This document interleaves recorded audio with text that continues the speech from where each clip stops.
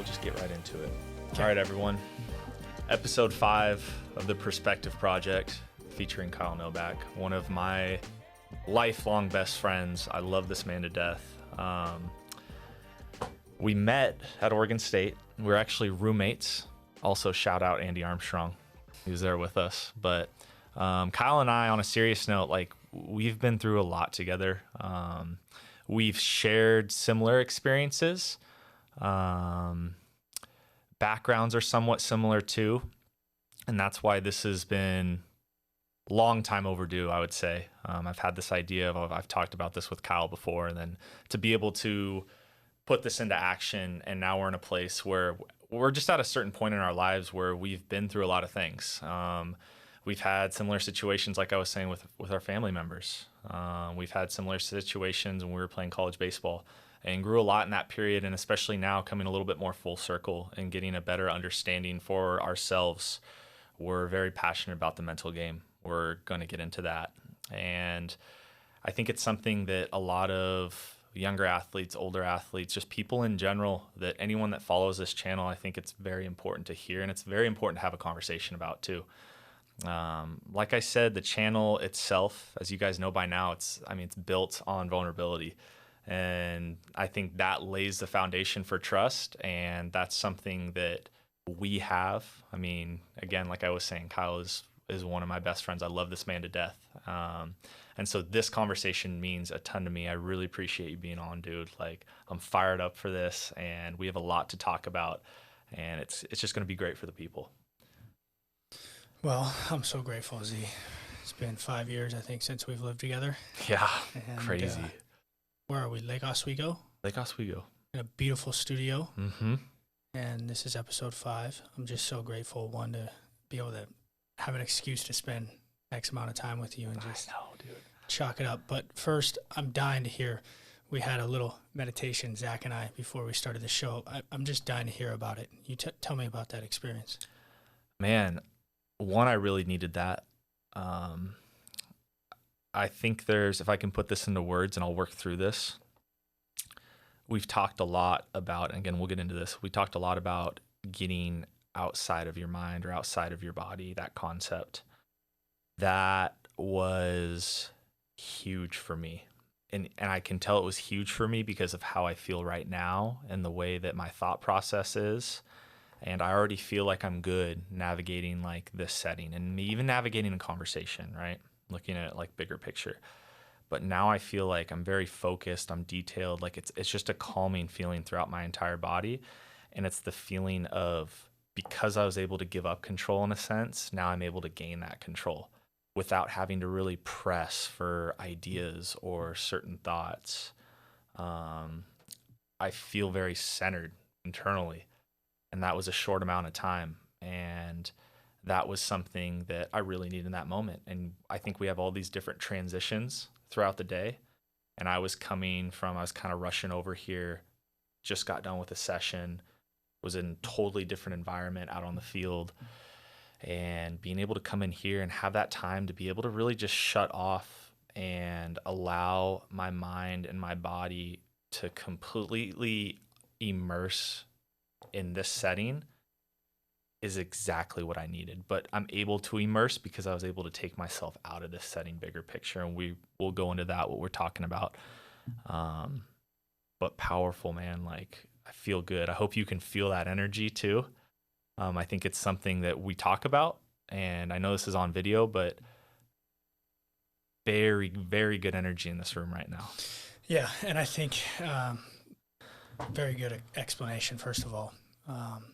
Our energy introduces ourselves before our words ever do. You explained that very well.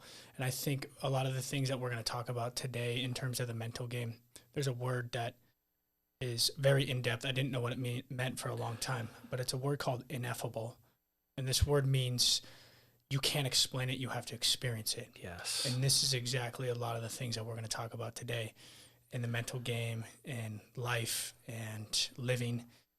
And you could almost say that you're flowing, that you're in the zone, you're here, and that zone is always happening, whether we're here or we're 10 hours later from now. It's just a question or not, is my mind getting involved and taking me out of the zone. So appreciate it. Let's go. Absolutely, dude. I'm so fired up. I want to start, and again, well, first off, I appreciate that word that you just said. That is what I was trying to describe, and hopefully you got that with that description. I know it's almost comes across as a little abstract in a sense, but that is my best way to describe that. And sometimes for me, it's okay that it's not like I didn't completely describe it maybe in this perfect way how I think I should. It's a feeling. And I think that's what's so powerful with meditation. I want to start though let's take it back to our days at Oregon State. I think we were two completely different people. And I want everyone to know, like, man, I love you to death so much because I think there are I had some very intricate people that came into my life at that time where looking back on younger Zach, I had a really hard time with my identity, and my self-worth was very wrapped up in the baseball. And it was probably the only thing that, that's how I wanted people to identify me. And I think I'm speaking for a lot of us too. I went through a period where I needed certain people, coaches and teammates, that really could kind of push me to the edge. Case would always talk about that, like really being able to get on the other side of effort. And I never knew what that meant in the moment in my younger years. And now I think I see exactly what he's talking about. But I was in an environment, I immersed myself in this environment, and I ran into someone like yourself that would constantly take me to that edge, whether I liked it or not, because you knew it was for the betterment of just both of us in general. And so I think for that, even though I didn't necessarily fully realize that, I really appreciate that because you brought a lot out of me. And you honestly, I think one of the better compliments is you made me believe I could do things that I didn't necessarily think I could do. And I think that says a lot about you and your character and just what you were able to do in that environment. Yeah, that gives me chills, man, honestly. I know, fires me up. I think that could be said for a lot of us that were, in that organization and in that team. What an experience that we had. It was incredible. It's made us who we are sitting in this room today. And, I think I don't spend a lot of time and thought about those days, honestly, much anymore. But when I do go back to it, I always think about the people, like you're saying, and what those people have done to impact my life. And, I think the saddest part about it for me is when you're around those people every day, you become what those people are doing. And that's why we did what we did at Oregon State. It's why we won the national championship. It's because we practiced and we lived a certain way that eventually we became those kinds of people. And, in order to get what we want in life, we must become that person first. And that environment cultivated us to be national champions. And that's what stinks, is like, you go out on your own, and then now I'm like training and I'm living in my life, and it's like, it's only me in my mind, and now I have a beautiful woman that is doing the same things, that values a lot, that allows me, we do a lot of things together, but you don't have 35, 40 guys that are 6 a.m., it's 5:30, we're rolling on the weight room, and it's like, man, it's time to set this thing on fire. Where when you're by yourself, that's what sucks, that's what I truly miss about it. But I'm so grateful because the relationships like we've had and living together has made us who we are. And it's allowed us to now be in a room like this to talk about information that maybe somebody listens to this and it helps them, or it influences them, or it inspires them to want to be great. Yeah. And I think being able to, because again, going back to, and we'll talk about this in our lives, but I'm big on, purpose, and especially a why. Like, I think there needs to be more of a profound why, like a reason bigger than ourselves, for doing something like this. I mean, truly I can say, and I can confidently say, like, this isn't about necessarily how much traction this video gets, or the videos that I've put out, or this in general. Like, it's not about us necessarily. It's about, man, what if something, because we've had a little bit more life experience and gone through certain trials, right? What if someone can nitpick from our conversation and it sets off a light bulb in their head about maybe how they should go about a different situation, or they've heard something in a different perspective that they've never heard before, and they're open to it. And now they can take that information and ride with it, and it makes them a better person in whatever category of their lives it does that for. It's a very good explanation of what purpose is. Yeah. It's not about you, where if you take the word passion, that's more self-centered. That's more about I. Yes. And I think when we're going to break down the mental game here, I don't know when we're going to do that. We already are. But purpose, I feel a deep purpose for that. Yeah. For that side of the game, for that side of life, because we're living in the mental game. All of us are every single day. And the mental game is our own mind. It's our own thinking, and it's getting out of our own mind and our own thinking. But, man, living together was awesome. It was. I lived with quite a bit of guys at Oregon State, and that last year was special with you and Army.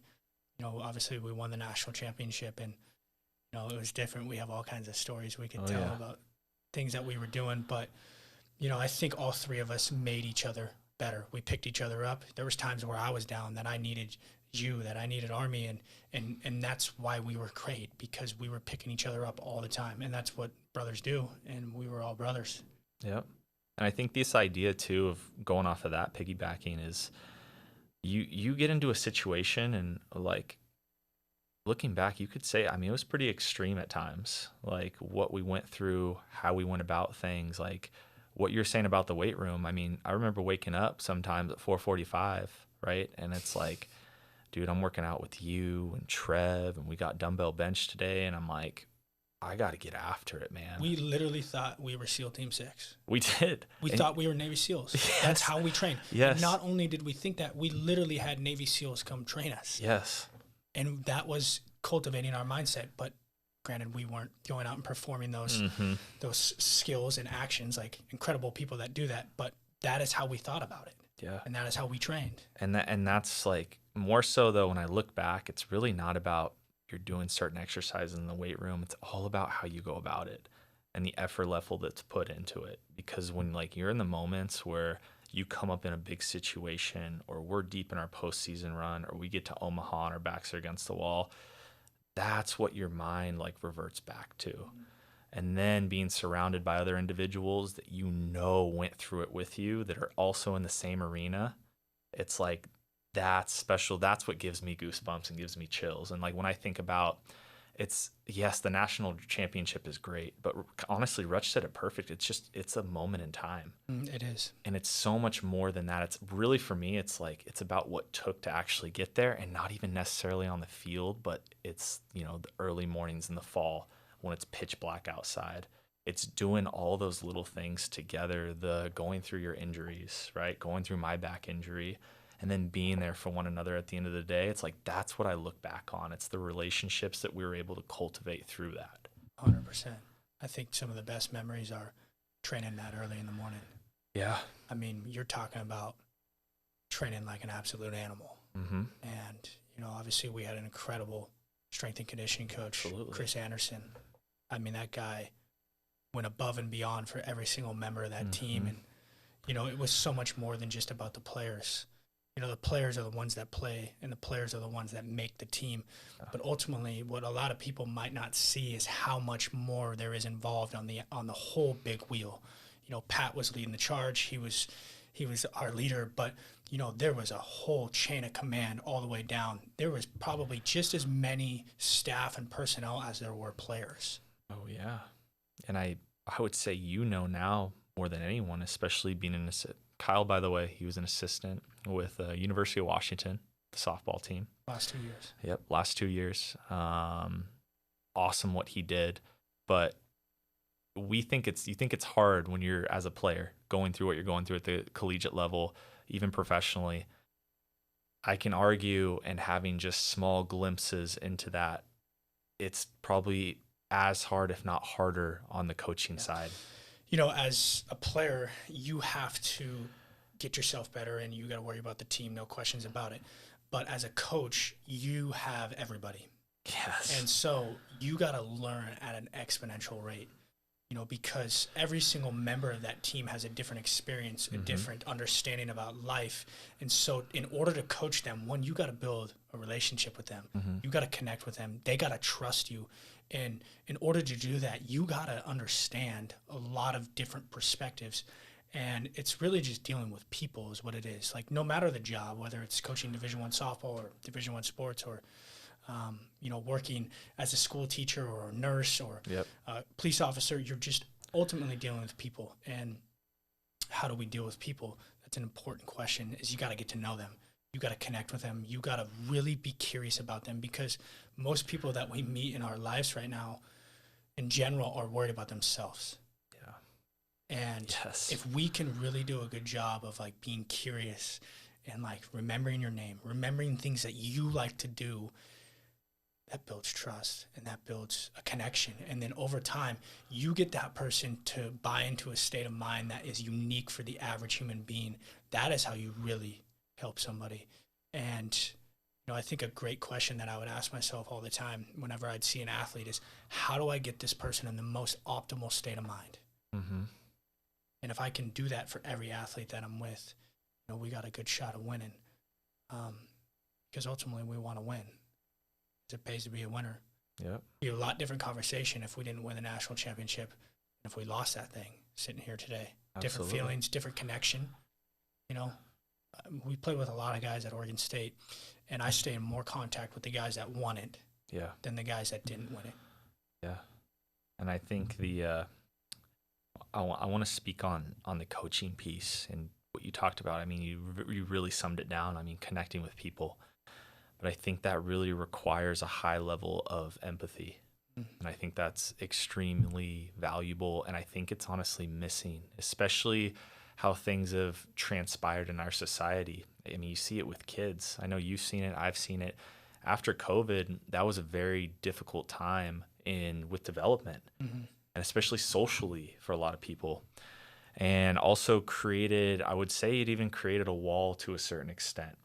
As far as it's hard, I think it's hard. It's not necessarily in our nature to be super open with individuals. If you are going to be upfront and vulnerable with someone, you have to be pretty secure with who you are as a person. Otherwise, you won't be able to share your vulnerabilities. And if we're being honest, like, we can talk about the great things that we've done and things that we've accomplished and titles and all the BS that we think like, oh, other people are going to care about. What really resonates with people is the vulnerabilities, the stories, the hardships, the true, honest, like, this is how I'm feeling in this situation. And it's not about whether it's right or wrong. It's just about like, this is what I'm dealing with and this is what I'm going through. And I think that's really been a main point, even with this. And that's been my foundation here, is like, that's what I want to get to. Because at the end of the day, what we were talking about, it's like, it's not about you or me or anything like that, all the superficial BS, right? It's about like that deeper level, because that's what people want. I mean, that's what your soul is like yearning for, Yeah, when you say that, I think of one word, and this is a word that's going to come up a lot, is this idea of awareness. And awareness is the biggest piece in any aspect of life, anything. Of sports, of understanding, is having a deep level of awareness. And you have that. You've practiced a lot.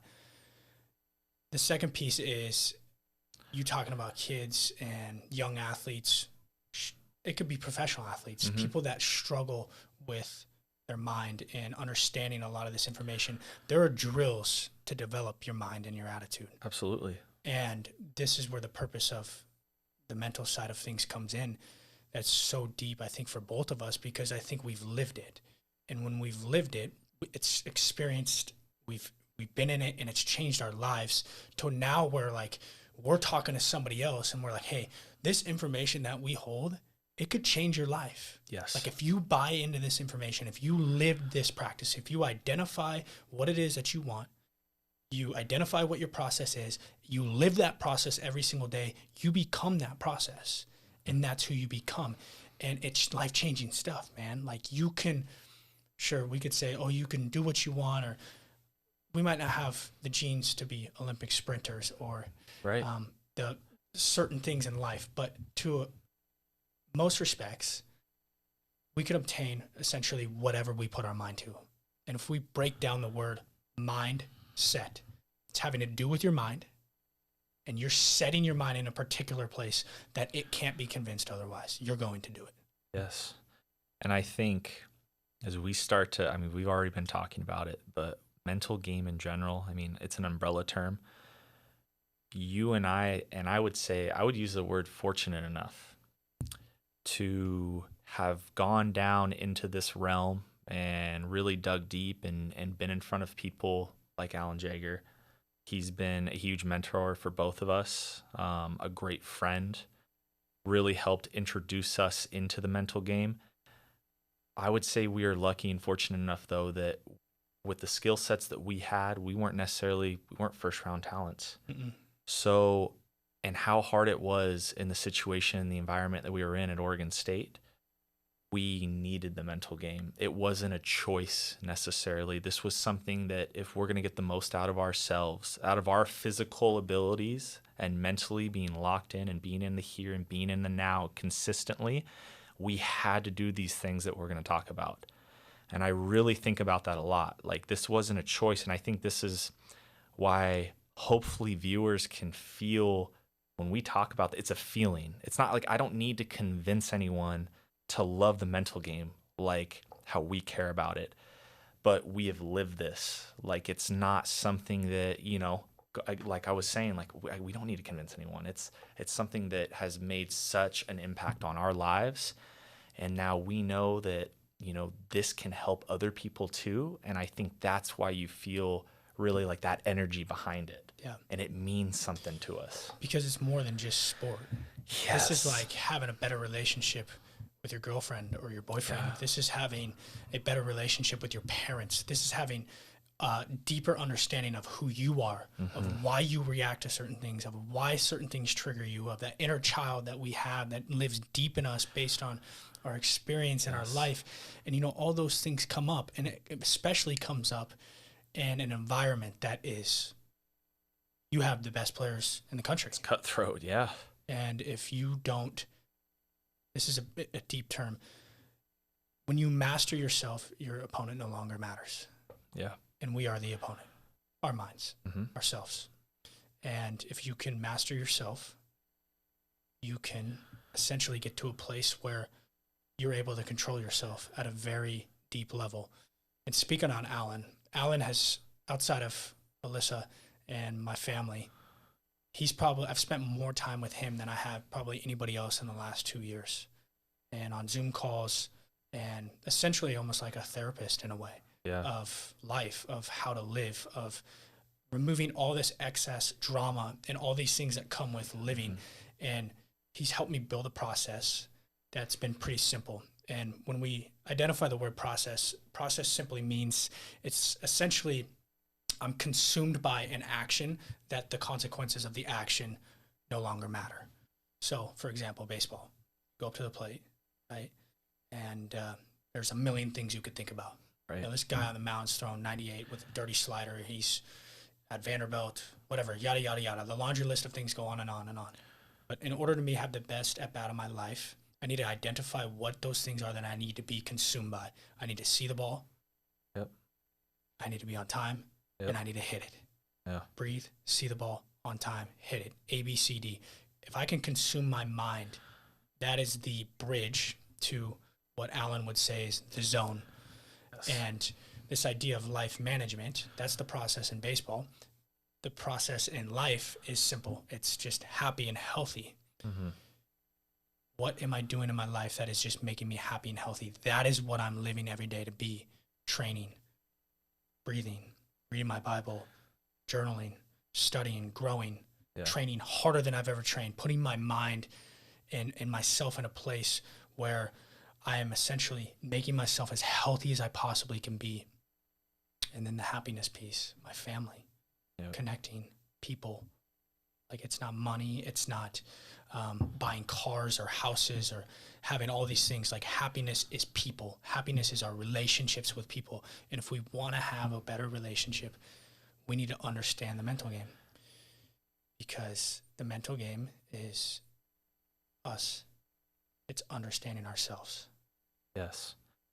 And I want to break down some of these concepts, especially the process, but I really want to say something that's pertained to me, and it's on the deeper side of things for sure. Case would always make comments that, baseball's not hard. And he would use his analogies, whether they're, war analogies, whatever it may be, relating to, things that are actually like extremely hard in life. And I don't think it really like resonated with me at the time. And I also think I was just a little immature, especially emotional maturity was not necessarily there. You could also call it just a lack of awareness. The awareness piece, yeah. No awareness, right? Then I kind of got my hand forced. And I don't even think necessarily a ton of people know this, but around COVID, and even like a little bit before, I just dealt with a lot of hard things like family issues, dad getting sick, potentially almost passing away, had to go to emergency surgery, getting his spine fused together, Riley's mom dealing with breast cancer. I mean, it was a lot. It was a lot in just a short amount of time. And that's right when we started developing our relationship. And it really forced me to take a step back and really get back to the same concepts of what we preached and what we practiced at Oregon State within the game of baseball. And then it really opened my eyes. I go, wow, this is so far beyond the game of baseball, because this is what Case is truly talking about. These are the hard things that break people down. And if you do not have systems in place to adequately handle these intense thoughts that have extreme depth, that really try to pull you apart, and when you have the concept of taking something that's very hard that you go through and you can be able to look at it objectively and understand how you need to navigate this situation, it's still hard. And we're still going to deal with all these different storms in our life, right? But our capacity starts to grow to be able to handle those storms. And that is my best way to be able to describe that. And I wanted to just mention that because it was something that really opened my eyes to seeing like, man, I knew there was more purpose into but like why I love this so much. And I had that feeling just baseball related. But when it started to affect other people in my life and things that were out of my control, it forced me to focus on the things that I could control in those moments when there was chaos, right? And how do I weather this storm? And not even about me, but how can I be a strong enough person, right? I'm still gonna experience these emotions. It's gonna break me down, but how can I also be there for other people around me? How can I be, a post that they can really lean on and be able to help these other people navigate this situation? And I think a lot of that is, again, referring to what you mentioned early on. I mean, one of the first things you said is like, you, me, and Army, like we were all there for each other at times. You get beaten down. Like life is hard and it kicks your ass at sometimes. But it's not about the action that happens. It's about like, man, how do you combat that? How do you get up and keep going? How do you respond to these things? And that's something that's stuck with me. Yeah. Because we have a lot of capacity as human beings, but we have to train our minds to have that capacity. Yeah, and as you were speaking, I think this is a very important concept. Yes. Everybody has a default system. Yes. Right, just like a computer. Like you could program this computer, you could put all these things into this computer, but if that computer shut down and it had to reboot, it would go back to its default system. Our brains have that same thing. Absolutely. It gets grooved based on the experience, based on thoughts, based on things. So somebody's norm of what is hard can be different from somebody else based on how their default system is. Yeah. So what Case tried to do is change our default systems. And you can only do that by extreme, rigorous, consistent practice, right? Changing the plasticity of the brain, of how you're perceiving things. And this goes back to the mental game of what we're talking about is the default system and the average norm of living in our society today is to grab a phone, to look at social media, to view what other people think or see other people going through hard things, or getting our worth and identity based on likes or comments or what people think, or scrolling through TikTok. Like, that's the default system in our society today. And to really live a fulfilled life, that is a very narrowed focus, very extremely narrowed. And what we're talking about in this is space is open, being open, not so narrow and staring at one thing and having that default consistently groove our minds. So we need to unlearn. And the only way to unlearn is to have awareness. So take your example of going through the hard things of COVID, of Riley, of your parents, of your family. If you have a deep level of awareness and like, yeah, in that moment it's hard, but like, okay, somebody else is going through it. Absolutely. Somebody else has a kid that is in the hospital that has a brain tumor, right? So there's so many other people in life that are dealing with hard things. And then so it's like, okay, well, I can't just sit here and be sorry for myself. So when I hear the word perspective project and what you're doing, like, it inspires me, because it's like, that is what perspective is. Yes. Is having awareness, changing our default of how we're living and looking at things from a different perspective. I think, going back to coaching, this is an important trait as a coach, is when you're talking to a player or you're talking to somebody, whoever it may be, you need to understand things from their perspective, put themselves in their shoes, and like understand and listen, like truly listen to what this person's saying to me. And by listening, I mean, not to the point where you're like, most people will listen, but they're thinking about what they're going to say before they're even done talking. And so it's like, can I make this person feel heard? And then can I maybe figure out from their perspective, like, oh, I can see that's how they're feeling a little bit. And then can I try to help them? Because sometimes you might not even have to say anything to help them. They just want you to listen. And that's a hard thing to do. Now, that was a lot. And I get excited about this, man. Like, I haven't been in a studio like this, and I haven't seen you. I know. And just to break these things down, like, there's a deep purpose. It's not passion. It's a purpose for like somebody listening to this today that's like, okay, that helped me. And, that's ultimately what we're here to do, is to help, to serve, to develop belief in people and to serve. That's my mission. That's my own process, really, to develop belief, help, serve, just help people, and then be happy, healthy, really. Or you could break it down in happy, healthy, fulfilled, loving. I love that. Simple. Like, the simple we can make things, the more simple I can make something, that's where the beauty's found. Just like in baseball, or softball, or any sport for that matter. Like, man, we can make things so complicated. And the most important thing is to make it simple. Like, as things get more important, as things get more involved and more information, like, how can I make this more simple? And then can I use that process, we'll call it simple process, same thing. Breathe, see the ball, hit it, happy, healthy. That is the bridge to being in the zone. That is the bridge of being in a place where I'm fully immersed. You kept using that word, immersed. Yes. Where I'm fully present. I'm not living in the story of my brain.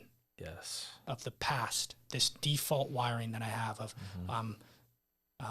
played at Oregon State, I did this, I did that. Like, none of that matters. Right.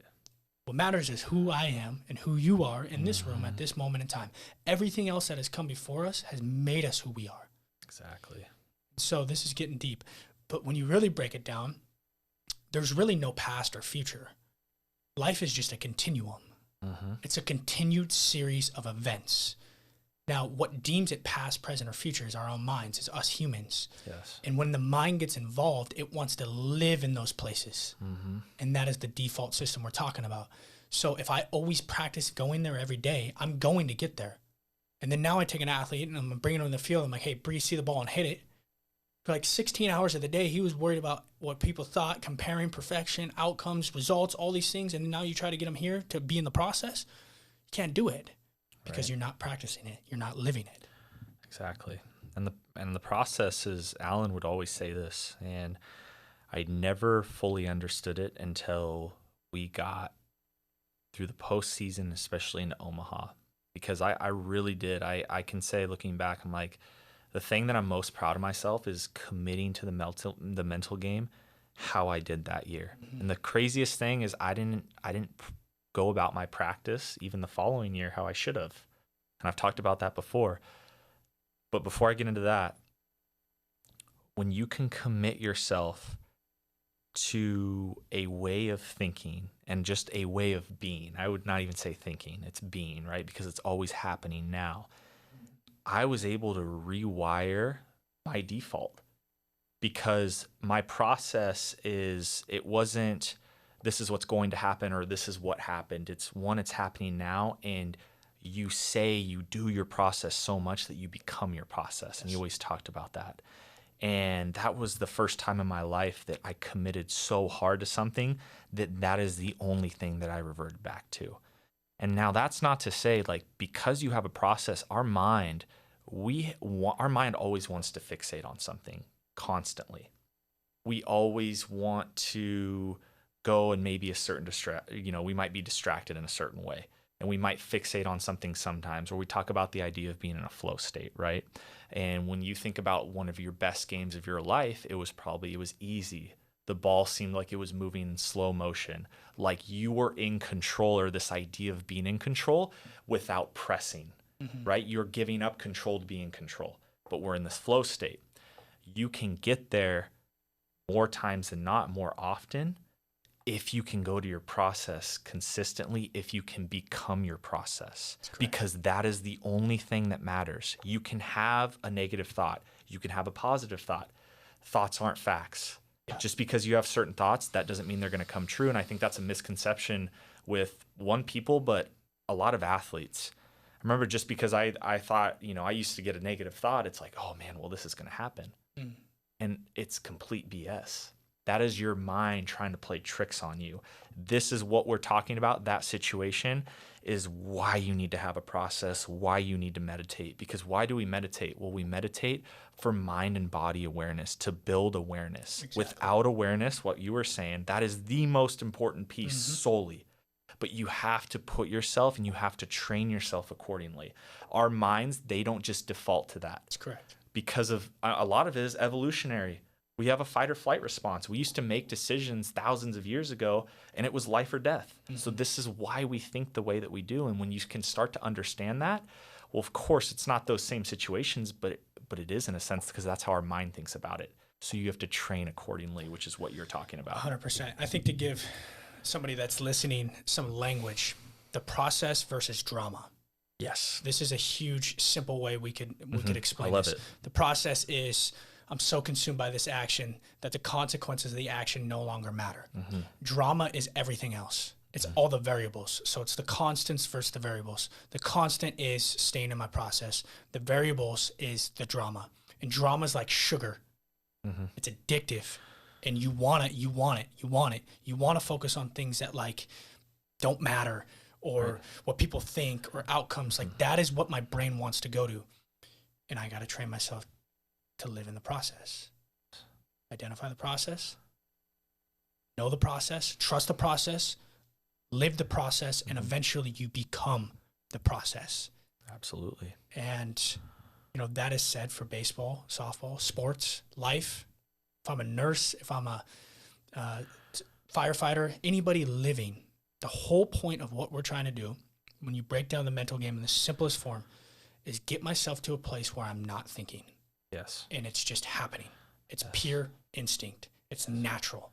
And you can't try to get there. Yes. It happens by a practice, and it happens naturally.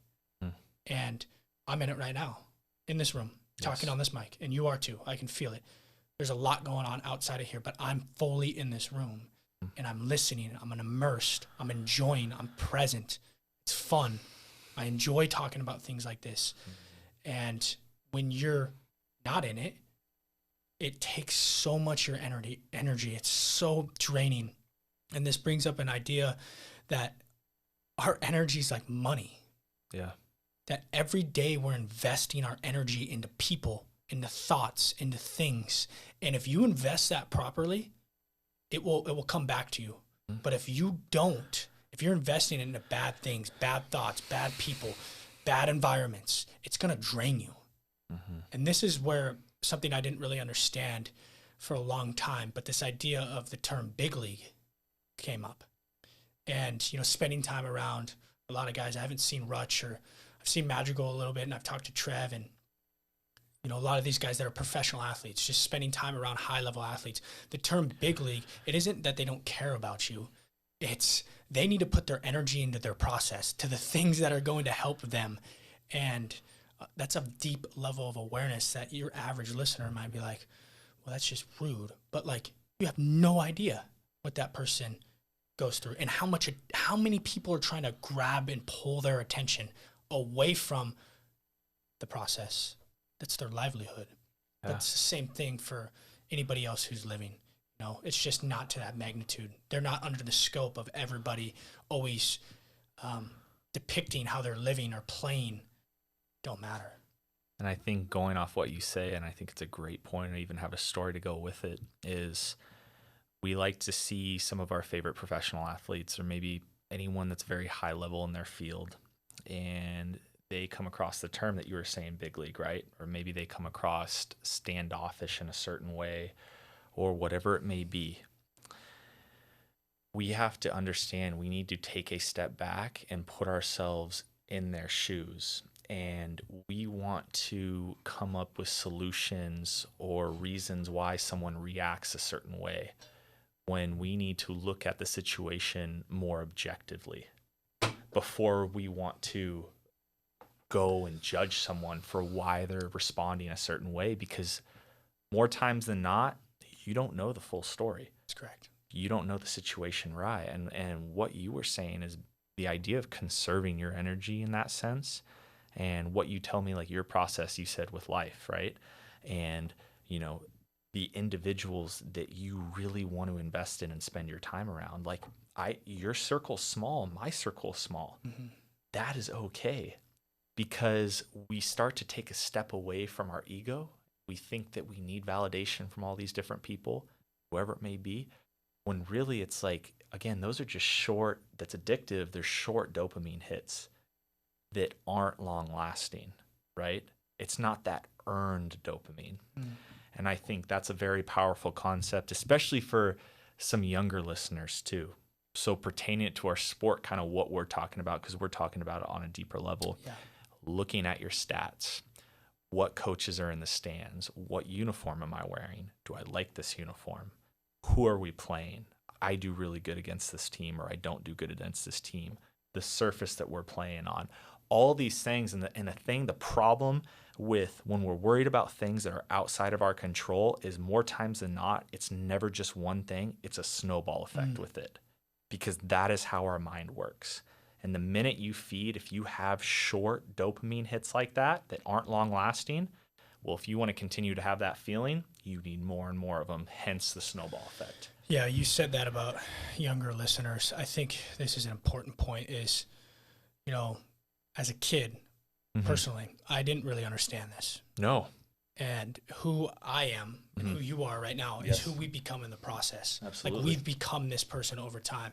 And so when we're talking about this concept of the mental game, there's a lot of levels to this. And if you're 12 years old, you're at like step 1 or 2. Yes. And it's no joke. And you're now having to try to understand, like, don't try to understand all of this. Just try to understand that you just simply need to make progress every day. You need to learn about yourself. Like, when we break down awareness, it's knowledge of self. It's knowledge of basically our thoughts, our actions, our behaviors. And there's levels to that. And when you start to peel back that like an onion, it happens over time. And eventually you become a person who can really understand yourself. And then, this is the coolest piece of it, you can really help somebody. Because there's no drama. There's no excess drama. Here's a good story I got for you. You don't know this, actually. This was last October. I was driving my truck. I got a Chevy Silverado. And I was on I-5. I was driving over the overpass, and traffic came to a stop. So I came to a stop pretty hard. And I looked in my rearview mirror. There's a semi-truck, truck and trailer, side dump, doing 40 miles an hour. He wasn't stopping. Dude blows me up, my truck. I rear end the car in front of me. She rear ends her. It's just a ripple effect, right? And I got blown up, like totally out of the seat, taken back, thrown back, and like instantly like go to this mode, like just survival mode. It's just my natural instinct of, thinking like, I'm fine. How's everybody else? I'm like checking everybody else. Everybody else was good. But that like really struck me when I started driving again. You know, for the next couple months, like I had a lot of anxiety. I never had anxiety about driving. Yeah. And I was like always watching other cars and looking. And then 2 months later, I've had this rental car for 2 months. Coming off the 405 exit to go see Alyssa. Yep. And it's dark and come to a stop. Freaking car blows me up again in the rental car. This is 2 months later. Get blown up. Like I'm just going through, I've been through the ringer of like 2 car crashes. Like, dude, this sucks. Talking to Alan, you know, moving forward, like building my process. Like, dude, I'm telling him like, hey, I've been having a lot of anxiety about driving. Like it's stressing me out and I'm worried about a lot of things. He's like, okay, well, what's the process to drive the car? He's like, we just turn the tunes on and we drive. Okay. He's like, anything else comes in, it's drama. It doesn't matter. It's outside the process of what is needed in that moment. And so by building a process and learning how to drive my car, it's helped me absolutely get out of that anxiety or that stress. And that's just an example of like, you know, how somebody could take that and not even apply it to baseball or softball or, you know, any sport for that matter, into like a relationship. Like you're going through a breakup, like somebody broke your heart. It's like, okay, what do I need to do to just make progress? Okay. I need to maybe I'm going to work out. I'm going to get up early and, I'm going to call one of my friends every day. That's the process. Yeah. Like, okay, that's going to help me get through it. And then you're like 2 weeks down the road, you're like, no, let's troubleshoot the process. That wasn't working. Let's add a little different. Maybe I'm going to get coffee with a friend. Now I'm not going to call the friend, but I'm actually going to go out and physically be with this friend. Mm-hmm. So I'm going to troubleshoot that process. And that will help me get through the breakup. Follow me? Yeah. And so that helped me in my car crash. And I was jacked up, man. Like I was not okay. I had a concussion for sure. And I battled through it. And then, you know, I day by day, like even sometimes I get little spurts of it, but I always got to go back to that process. And that's not easy to do. This is not easy. No. This is learning the skill that the brain is constantly thinking. It's learning this. This is the skill, is not taking the dance of the thought, of the worry, of the stress. That's a great way to put it. And neutralizing it and just going, okay, that's outside my process. I can't focus on that. And it's like, well, somebody had asked, well, what do you focus on? You turn your attention to something that isn't a thought, your breath. Yes. Something that's happening now. And that's why everybody's always talking about the breath, because the breath isn't a thought. Yeah. And so that is the skill where most people living our lives right now, you're taking, I don't know how many breaths in a day, but your awareness is on everything else but the breath. You're so caught up in a thought, and that thought then spirals into 10, 15 negative thoughts, and then going back to energy. That's draining. Like you're sitting on your couch, like you don't even train that day. Yep. And you've had those days where you're like mentally exhausted. Yes. It's because all you've done is just thought. It drains you. Absolutely. But that story of just working through that, me being vulnerable, man, I was jacked up about it. Well, and think like we have that, well, what do you default to, right? And you've probably, I would even go so far to say, you've experienced that form of anxiety maybe earlier in life at some point. Because I think of this, and I'm going to relate this to what you went through, right? And I'm not even trying to compare. Like we're going through different things, right? One's not necessarily worse than the other, right? It's all relative. It's your perspective on it. What I experienced with my dad really, really, really broke me down. Broke me down in a sense of I had a hard time navigating that. And then I started when I took a step back and I could be a little bit more objective and not have such an emotional response. But it took me a while to get there because I had a really hard time, man. It broke me down hard, really broke me down. But I share this because the performance anxiety, the self-doubt, the identity issues, the massive fear of failure that I experienced at Oregon State, it was that form of anxiety with my dad. But it was just, I think of it in my head as like maybe a bigger and badder boss, right? A different form. But now when I look at that situation, because initially, again, the ego pops in and goes victim card initially. Why do I have to go through this? Why am I experiencing this right now? When I was able to take a step back, because that doesn't get you anywhere. It does not help the situation. I would argue, if anything, to a certain extent, it can make it worse. When I was able to take a step back and realize this is what the situation is. I don't have control in this situation as much as I would like to. I don't. What are the things that I can focus on that comes to my dad? What is my process with my dad? I need to be loving. I need to be caring. Part of being loving is being able to push him too and help him on his road to recovery. Yeah. Talking with the PTs, talking with the doctor, continuing to call him and make sure he knows that I'm there for him. And now when you can, like what you said, you bring some awareness to the situation. When I was able to bring some awareness and look at it objectively, that's where it allowed me to focus on the things that I can control and get back into my process in that situation. Because now that I look at it, well, I built up a capacity and a process to deal with what I was dealing with at Oregon State. This, no doubt, was harder than what I dealt with at Oregon State. But I have more of a capacity to handle this, where now, though it forced me because it threw me off, right? Because I wasn't ready for this.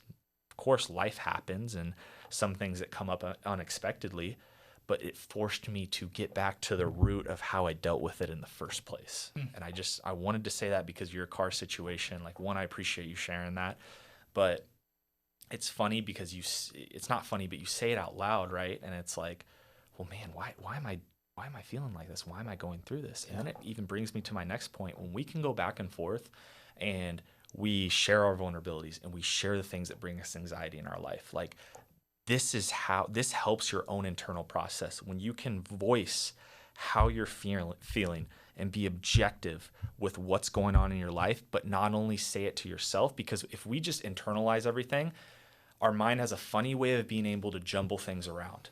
And now we have a hard time with, a sense of direction and where we should go. When we can use other people in our lives, people that we trust, and we can talk about these things, this is in turn going to help your own internal process. That is why I'm such a huge advocate for venting, and I'm a big advocate for venting, because I was also the same younger individual. My younger self didn't want anyone to know what was wrong with me. And that's probably the worst way to go about it. Couldn't agree more. I think as Zach was talking, something that's really important, for you guys listening, is a way to help yourself get out of your head is to write it down. Yes. To write things down.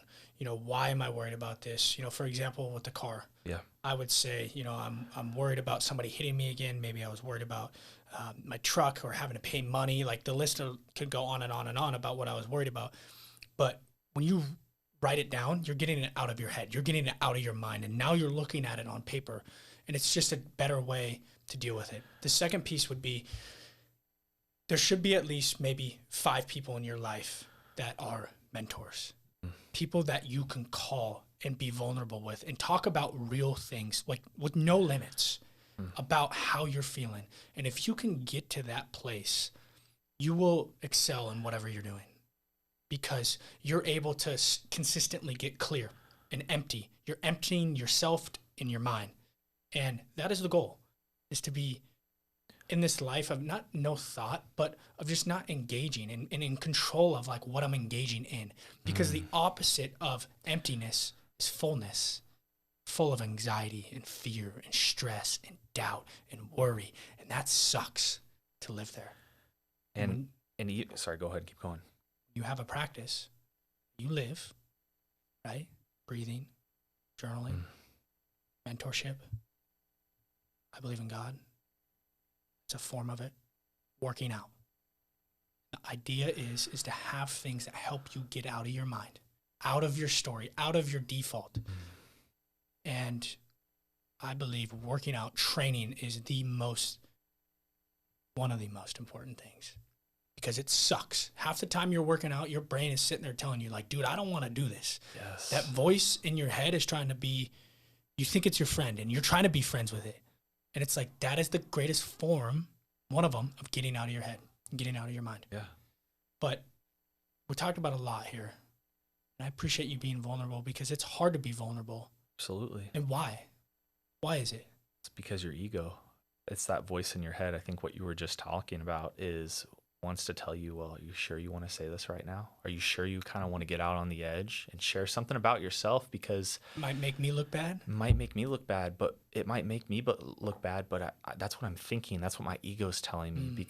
But really, if we get down to it, it's like that other person, man, that's powerful because it affects them in a way. Whether they've gone through the same situation or not, again, it's all relative, right? I guarantee you, when you start to share your vulnerabilities with someone, they'll be able to relate to you.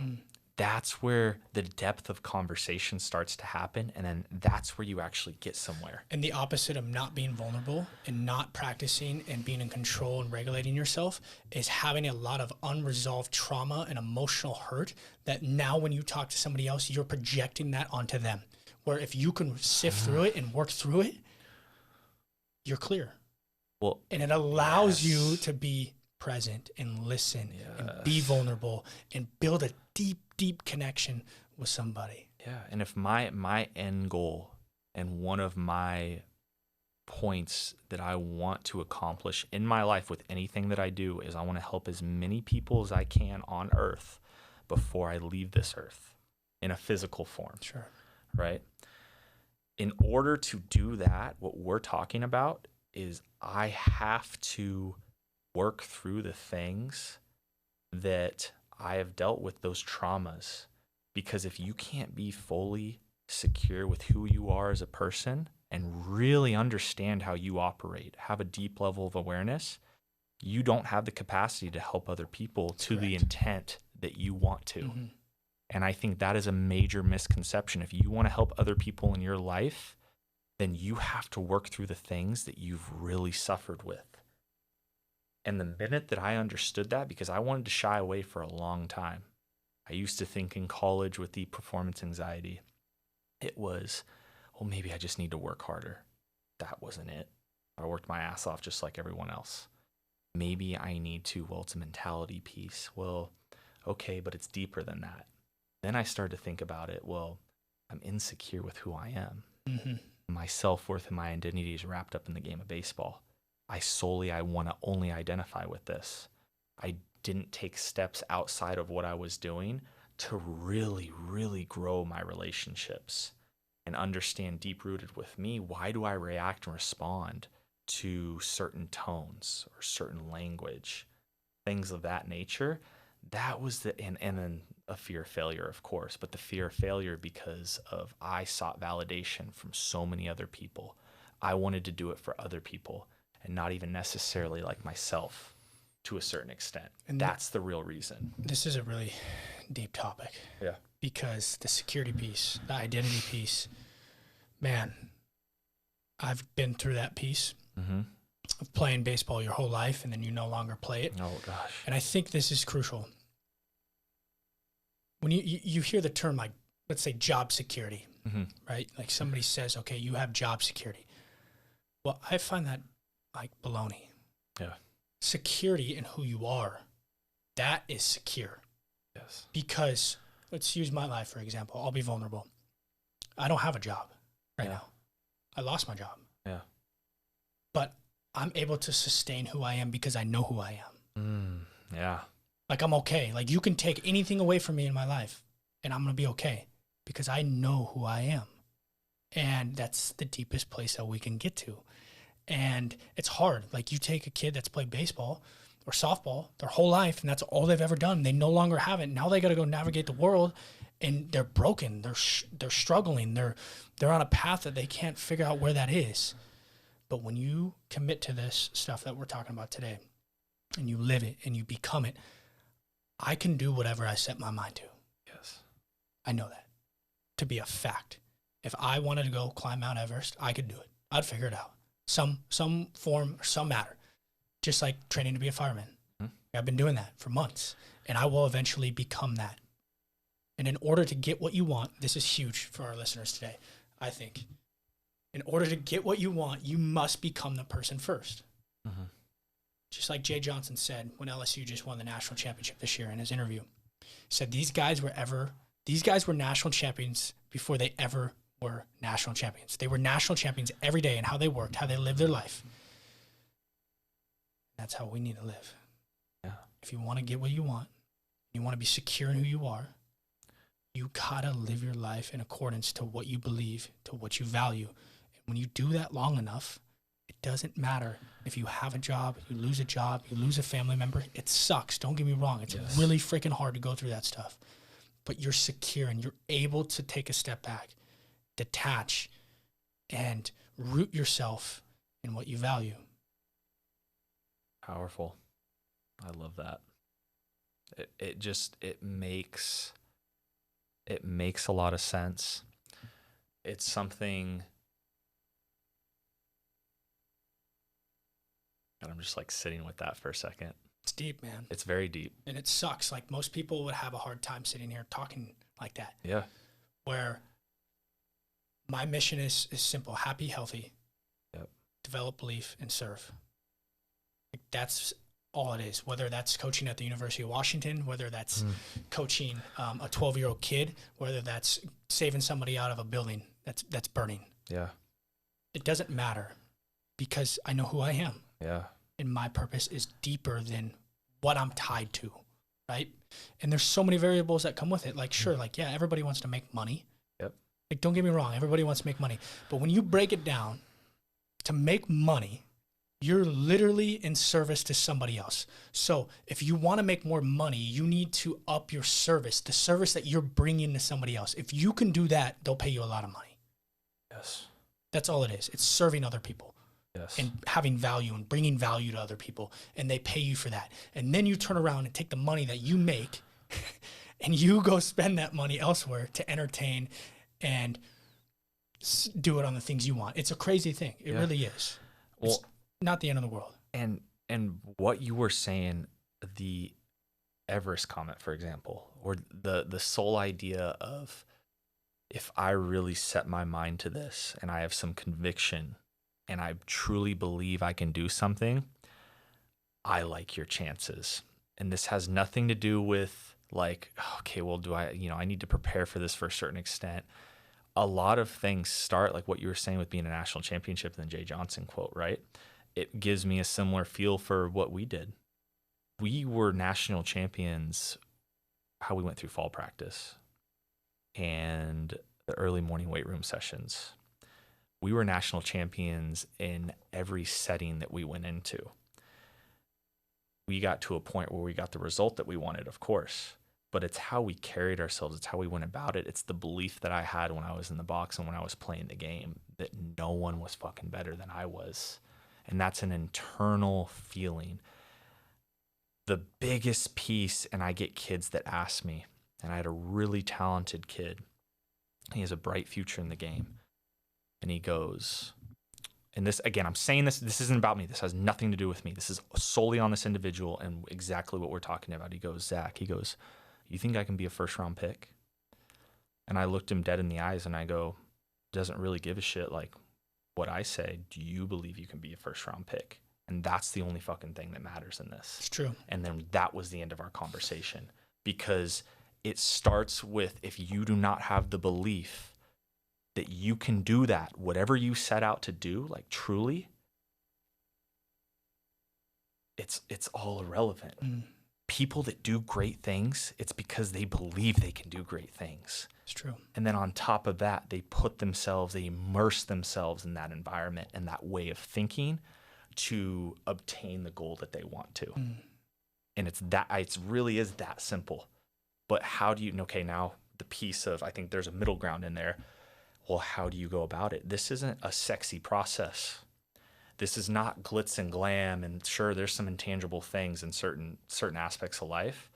But a lot of times it is calculated, hard, consistent work for long periods of time. And you just fucking showing up every single day. And that's what it's allowing us to sit here and talk about this today. Yes. It's been years and years of practice of us living this. Yes. To even have this deep level of awareness to talk about it. Yeah. And I said earlier, it's ineffable. It's hard to describe, very hard to describe, because it's an experience. I think a concept that is extremely important, right? We're talking about this whole idea is to get ourselves in a place that is instinctual. It's no thought. We're not thinking.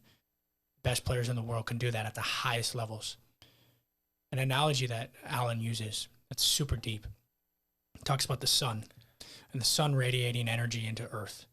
And when there's no clouds in the sky, that sun can reach, Earth. But when the clouds are in the sky, the sun is still there. It's just not able to reach because the clouds are blocking it. So those clouds, that's like the drama, that's the thought, that's the fullness of my mind, of the worries, the stress.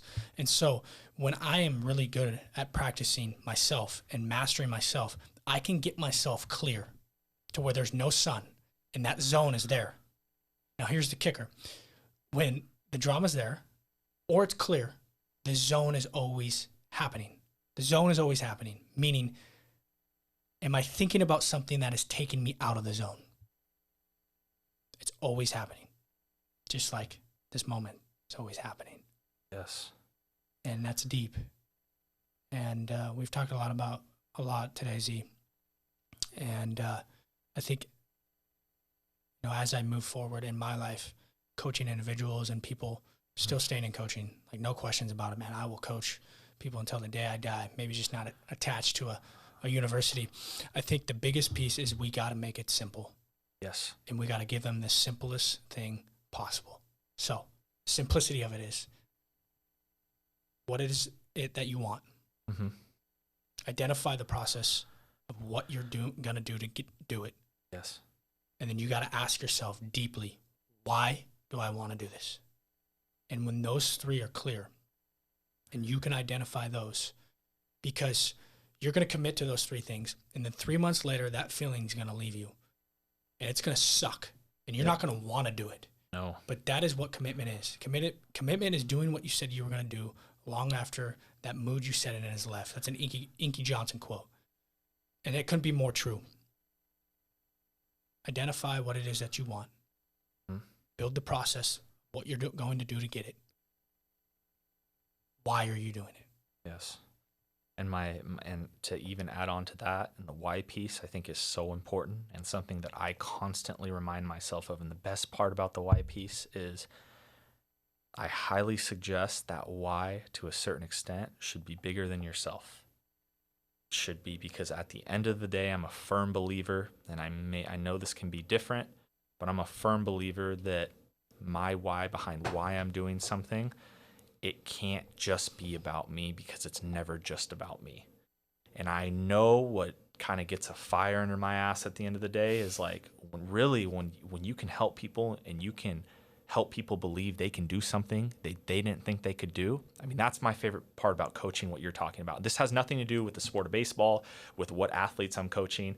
Coaching it's connecting with people. That's all it is. And when you can get individuals to believe that they can do something that they didn't think they could do, that's what gets me going, because I've had people in my life and I feel like I need to pay it forward, because I've had some special individuals in my life that have gotten me in a pretty broken place and have really helped me out of that place and really allowed me to break me down, reset my default to get me to a space where I felt like I was untouchable.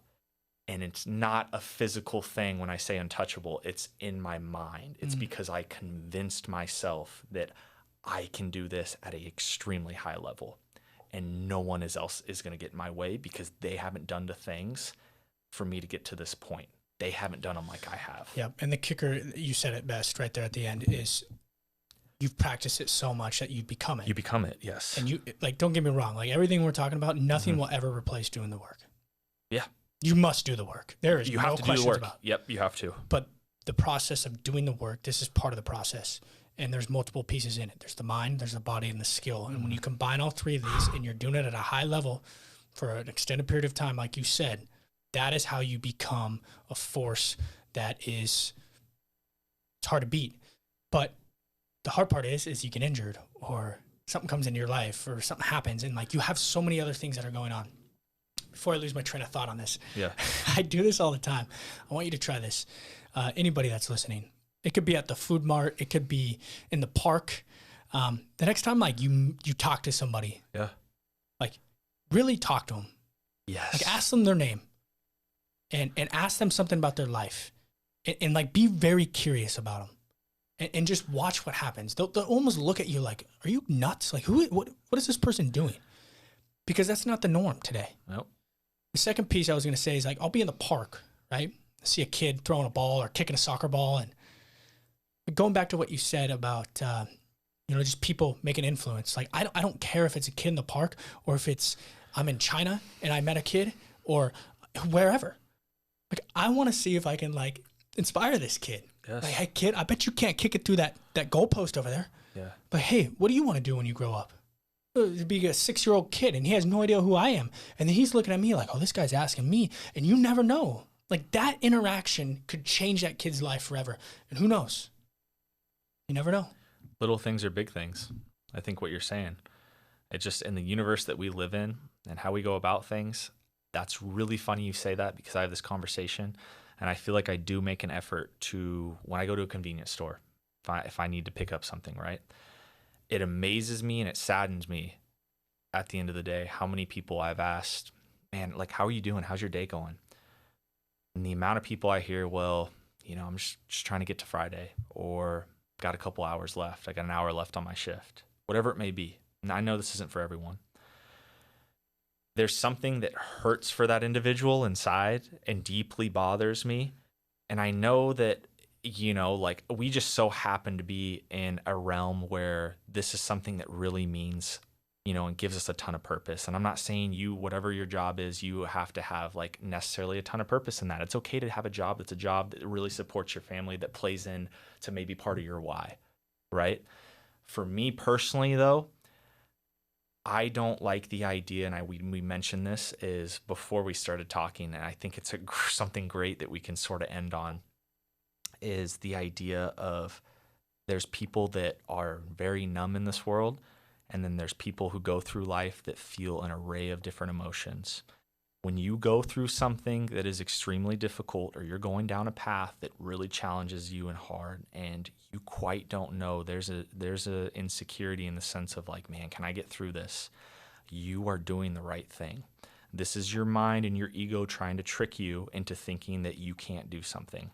That is complete BS. When you can feel a wide variety of emotions in something that you're pursuing, I think that is one of the true essence of life.